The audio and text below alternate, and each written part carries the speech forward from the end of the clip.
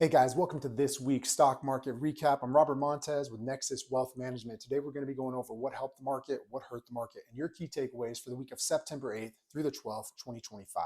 So first off, let's go into the recap. Pretty much across the board, every major indice from the S&P, the Nasdaq, and the Dow was at a break even over the week previous. So really no major changes there. Now, as far as what has been helping the market, a couple of main things. Number one, we're continuing to see AI profits and AI sector-based companies have extremely strong profits and performance. So that has been driving up our tech-heavy indices and really been causing the S&P to shine. I think so far this year, the S&P is up about 15.8, 15.9%.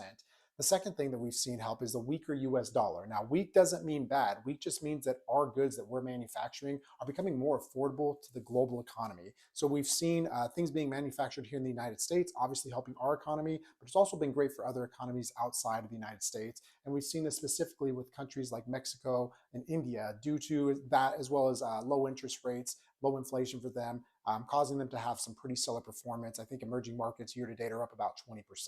Now, as far as what is hurting the market, a big one is still the uncertainties with tariffs. So that's just going to be continuing to be a thing, I think, as it continues to get resolved.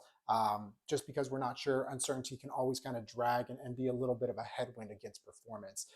The second thing that we're seeing is the jobs reports. We talked about this last week. Last week, the jobs reports came in at 22,000 jobs created for the month of August compared to the 75,000 that were anticipated by analysts. This was not a great, it's not a hard hit, but not a great thing either. And then it was kind of one of those things that people are just paying attention to. Now, as far as your key takeaways, I think key takeaways, guys, are review your holdings.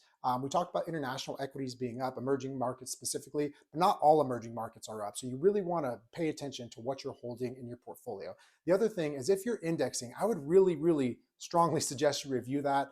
Currently, the S&P, the top 10 companies out of those 500 make up about 38% of the index. And of those top 10, 9 of them are text-based companies. So we've seen AI profits really driving results. But if that were to shift, it can be really devastating to our performances that we've been seeing. Not trying to doom and gloom, but it's definitely worthwhile just to review your holdings and make sure you're adequately diversified.